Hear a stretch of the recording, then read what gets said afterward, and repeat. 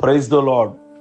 ప్రభువైన యేసుక్రీస్తు నామములో ఈ ఉదయకాలమందు మీ అందరికీ శుభములు తెలియజేస్తున్నాను. సామెతలు 22వ అధ్యాయము 2వ వచనములో ఐశ్వర్యవంతులను దరిద్రులను కలిసి ఉందురు, వారందరినీ కలగజేసిన వాడు యెహోవాయే అనే మాటను మనం గమనిస్తాం. మనిషిగా పుట్టాక ప్రతి ఒక్కరూ సమాజంలో ఎలా ఉండాలనుకుంటారంటే గౌరవ ప్రతిష్టతలు పొందాలి అనుకుంటారు.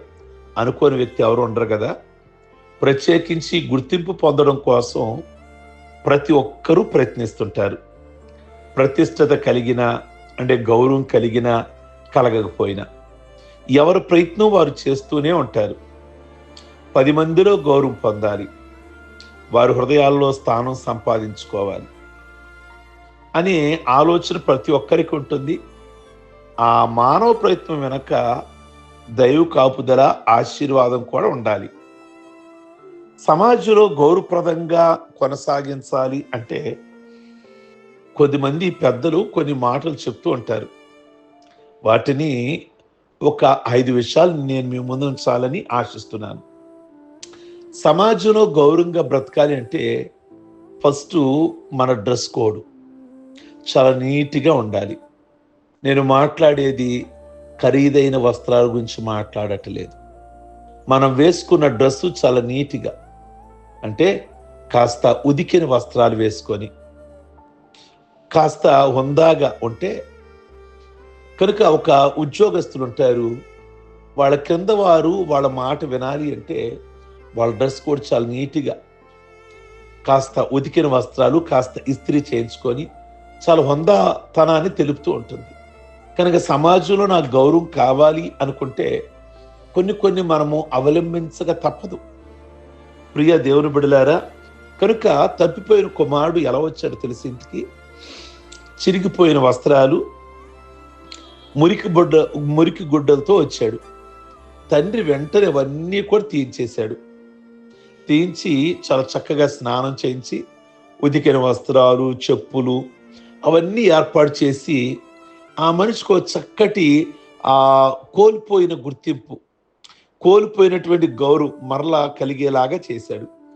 ఆ కోల్పోయిన గౌరవం, కోల్పోయినటువంటి ఆ హోదా రావడానికి కారణం తెలుసా?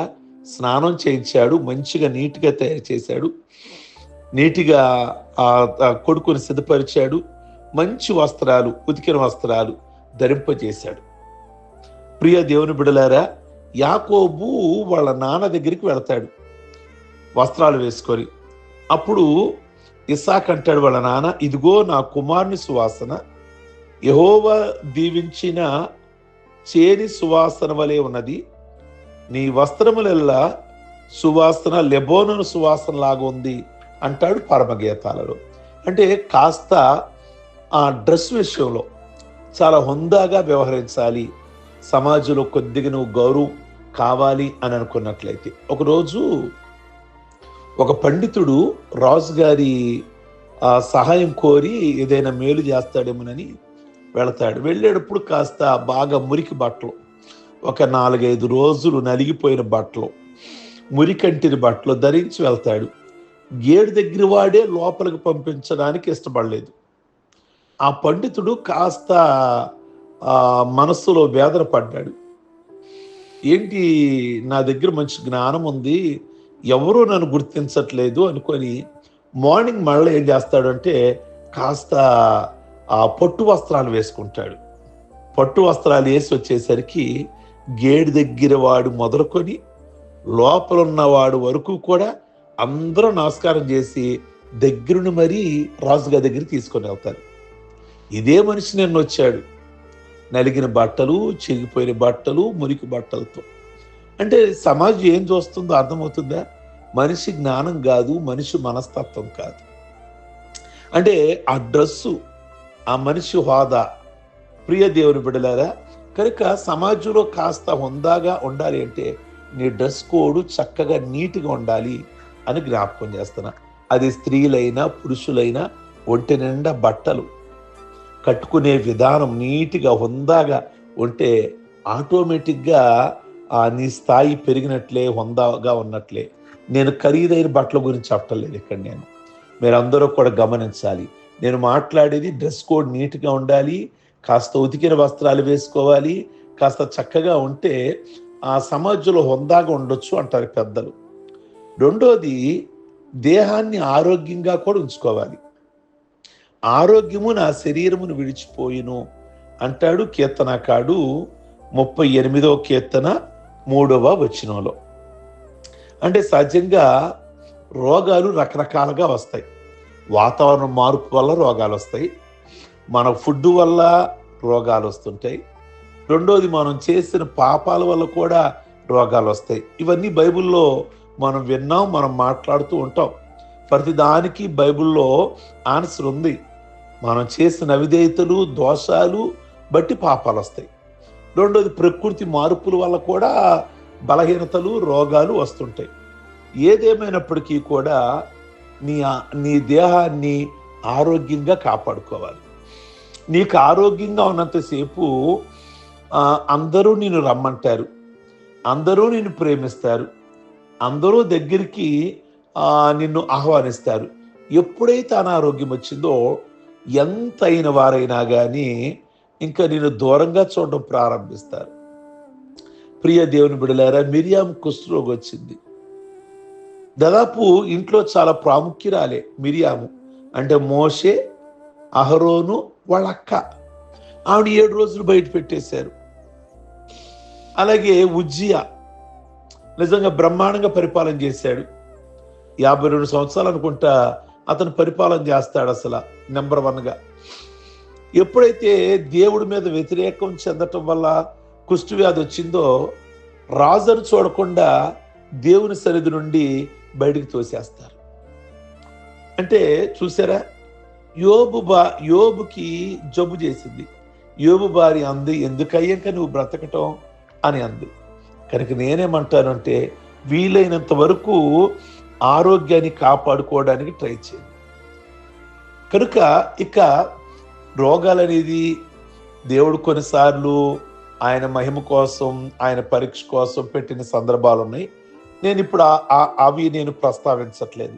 కానీ ఆరోగ్యంగా ఉండడానికి, వీలైనంత వరకు ఆరోగ్యంగా ఉండడానికి చెడు అలవాటులు మానేసేయండి. ఈరోజు అంతంత మాత్రము ఆరోగ్యంగా ఉంటున్న పరిస్థితులలో త్రాగుడని, లేనిపోయిన అలవాట్లని ఇవన్నీ చేసుకొని అనవసరంగా దేహానికి అనారోగ్యం గనక కొని తెచ్చుకుంటే నిజంగా మన కుటుంబస్తులకే మనం భారం అవుతాం కదా. కనుక ఆరోగ్యంగా ఉండడానికి ప్రార్థన చేసుకోండి. ఆరోగ్యం ఇమ్మని దేవుణ్ణి అడగండి. రోజుకి కాసేపైనా కానీ వ్యాయామం, అనగా వ్యాయామం అంటే వాకింగ్ కావచ్చు, లేదా ఇంకేదైనా కావచ్చు. కనుక అలాగున వీలైనంత వరకు ఆరోగ్యంగా ఉండడానికి చూడండి ప్రియ దేవుని బిడ్డలారా. అందుకే ఆరోగ్యమే మహాభాగ్యము అని అన్నారు. కనుక సహజంగా ఆరోగ్యంగా వయసులో ఉన్నప్పుడు ఉన్న గౌరవం వృద్ధాప్యంలో అంతగా గౌరవించరు చాలా మంది. అందుకే గాబురు దావీదు అంటాడు, నన్ను వృద్ధాప్యమందు విడనాడకము అని అన్నాడు. ప్రియ దేవుని బిడ్డలారా, కనుక ఒకటి డ్రెస్ కోడ్ అని జ్ఞాపకం చేస్తున్నా. రెండోది ఆరోగ్యంగా ఉండడానికి ప్రయత్నించమని దేవుని వాక్యం ద్వారా నేను జ్ఞాపకం చేస్తున్నా. మూడోది చదువు, విద్యాభ్యాసం కావాలి. దేవుడు వారికి జ్ఞానమును సకల శాస్త్ర ప్రవీణతయు వివేచనయు అనుగ్రహించను.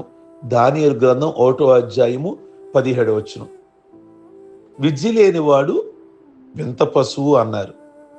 విద్య 3వ నేత్రము అని పెద్దలు అంటారు. కనుక విద్యే ఒక మనిషికి అలంకారము అన్నారు. విద్య, చదువు అనేది వారి మోటుతనాన్ని కూడా మార్చేస్తుంది. విద్య కలిగిన వ్యక్తిని అందరూ గౌరవిస్తారు. కటిక పేదరికంలో మగ్గిన వారెందరో ఉన్నత విద్యాభ్యాసం చేసి ఉన్నత పదవులను అలంకరించి సమాజమునకు, సంఘమునకు ఎంతో ఖ్యాతి తెచ్చారు.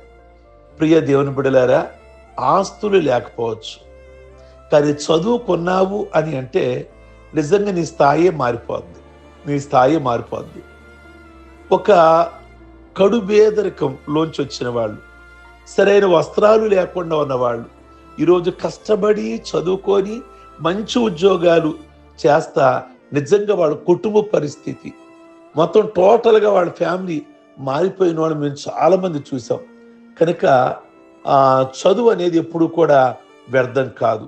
కనుక జ్ఞాపకం చేస్తున్న పెద్దలైనటువంటి మీరు మీ పిల్లలు మంచిగా కష్టపడి చదివించండి, ఆ ఆస్తి ఇవ్వండి.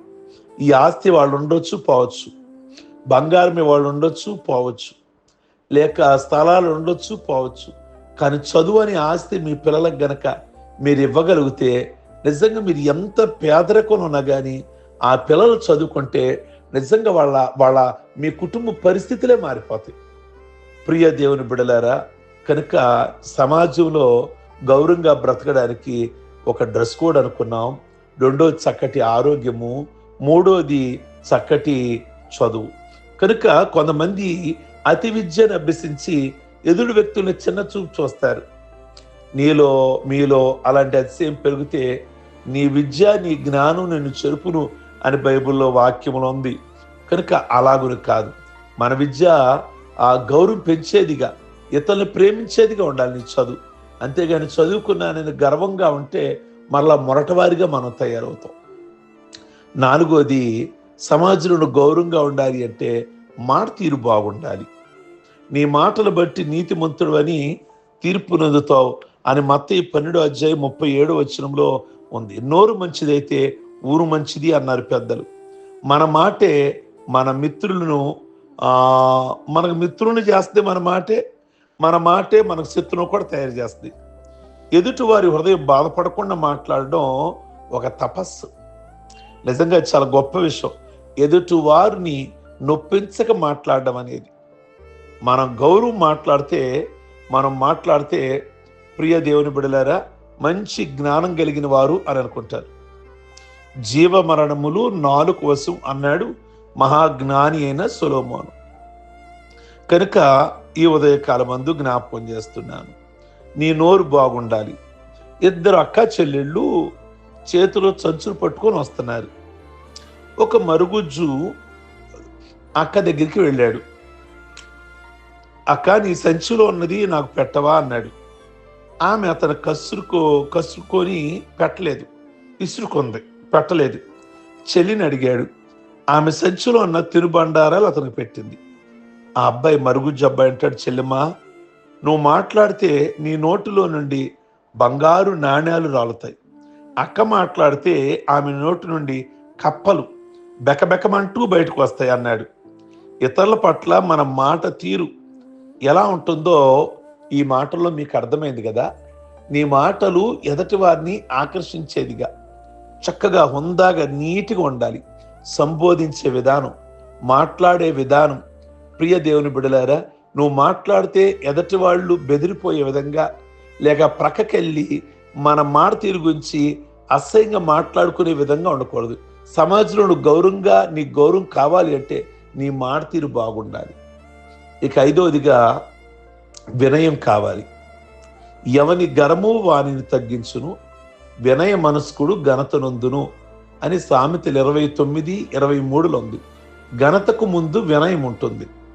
ప్రియ దేవుని బిడ్డలారా, పై 4 విషయాలు చెప్పాను కదా, మనిషికి చేకూరిన ఈ 5వది ఉంది చూసారా, వినయ సంపద లేకపోతే సంఘంలో గౌరవం పొందలేరు.